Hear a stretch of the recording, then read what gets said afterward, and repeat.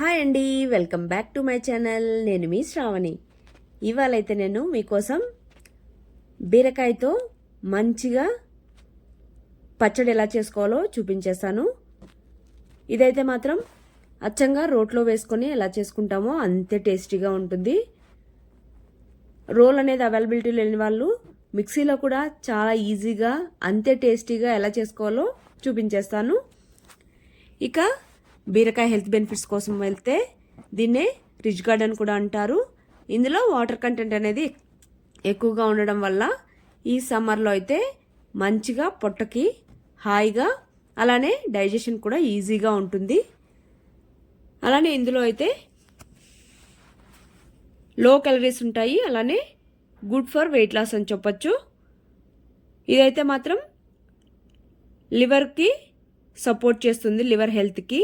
అలానే డైజెషన్ కూడా చాలా ఈజీగా అయ్యేలాగా చూసుకుంటుంది. ఈ బీరకాయ స్కిన్ కూడా మనం పచ్చడి చేసుకోవచ్చు అండోయ్. అది కూడా నెక్స్ట్ వీడియోలో అయితే ఒకసారి అప్లోడ్ చేస్తాను. ఇక అయితే లేట్ చేయకుండా ప్రాసెస్లోకి అయితే వెళ్ళిపోదాం.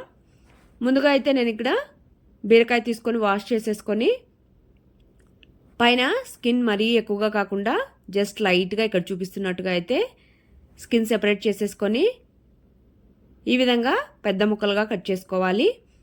ఈ పచ్చడికి ముక్కలు అనేవి పెద్దవిగా ఉంటేనే మరి పచ్చడి అనేది స్మూత్గా కాకుండా మంచిగా రోట్లో వేసి దంచుకొని చేసుకుంటే ఎలా ఉంటుందో ఆ విధంగా ఉంటుంది. ముఖ్యంగా ఇక్కడ ముక్కలు అనేవి పెద్దవిగా ఉంటేనే ఆ టేస్ట్ వస్తుంది.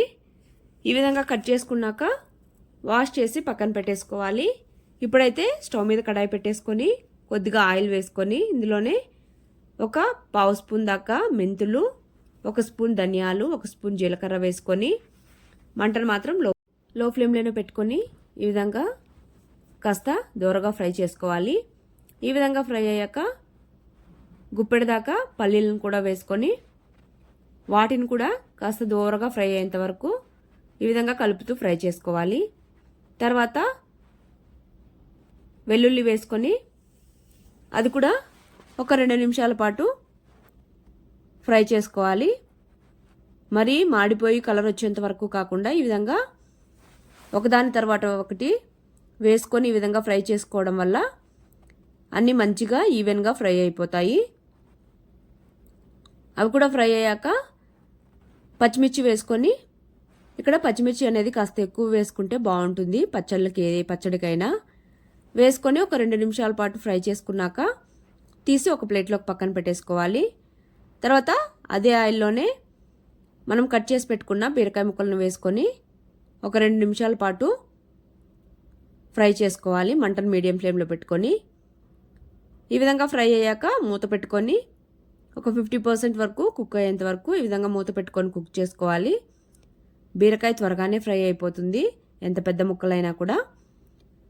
మరీ ఎక్కువ సాఫ్ట్గా కాకుండా ఈ విధంగా ఫ్రై అయ్యాక ఇందులోనే కొద్దిగా సాల్ట్, అలానే పసుపు కూడా వేసేసుకొని పచ్చివాసన పోయేంత వరకు ఈ విధంగా ఫ్రై చేసుకోవాలి.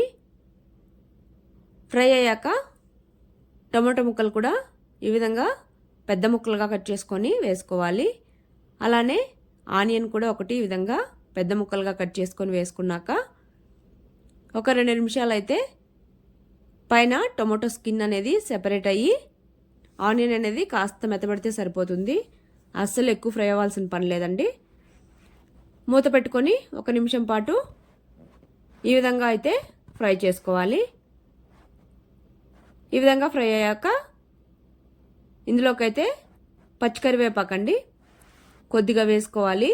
అలానే చింతపండు కూడా ఒక నిమ్మకాయ సైజ్ అంతా చింతపండునైతే వాష్ చేసేసుకొని వేసుకోవాలి.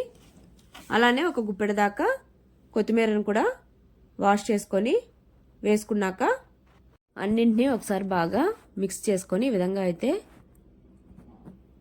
కలుపుతూ ఒక 2 నిమిషాలు ఫ్రై చేసుకుంటే సరిపోతుంది. చింతపండు అనేది కాస్త మెత్తబడి మనం వేసుకొని కొత్తిమీర ఫ్రై అయితే సరిపోతుంది. ఈ విధంగా ఫ్రై అయ్యాక ఒక ప్లేట్లోకి తీసుకొని చల్లార్చుకోవాలి. తర్వాత ఒక మిక్సర్ జార్ తీసుకొని ముందుగా అయితే మనం పల్లీలు వేయించుకున్నాం కదా, ఆ మిశ్రమాన్ని మొత్తం ఇందులోకి అయితే ట్రాన్స్ఫర్ చేసుకొని ముందుగా ఆపి మిక్సీ పట్టుకోవాలి ఈ విధంగా. తర్వాత ఇప్పుడైతే మనం చల్లార్చుకున్న బీరకాయ ముక్కలు, టమాటా ముక్కలను కూడా ఇందులోకి ట్రాన్స్ఫర్ చేసుకొని ఒకేసారి మిక్సీ పట్టకుండా ఆపి 2-3 టైమ్స్ మిక్సీ పట్టుకున్నామంటే పచ్చడి అయితే రెడీ అయిపోతుంది. ఇదైతే ఈ విధంగా కచ్చాపచ్చగా ఉంటే బాగుంటుంది, ఎందులోకి తిన్నా కూడా మరీ సాఫ్ట్గా కాకుండా. ఇప్పుడైతే ఈ పచ్చడికైతే పోపు పెట్టేసుకుందాం. అదే కడాయిలో ఒక 2 స్పూన్ల దాకా ఆయిల్ వేసుకొని ఇందులోనే హీట్ ఎక్కిన తర్వాత ఆవాలు, కొద్దిగా జీలకర్ర, అలానే మినప్పప్పు, కొద్దిగా శనగపప్పును కూడా వేసేసుకోవాలి.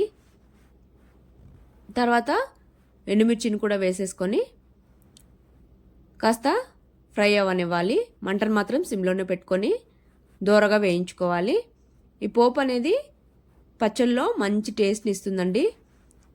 కాబట్టి తినగలిగే వాళ్ళైతే తప్పకుండా ఈ మినపప్పు, శనగపప్పు అనేవి పోపులో వేసుకోండి, చాలా బాగుంటుంది పచ్చడికైతే.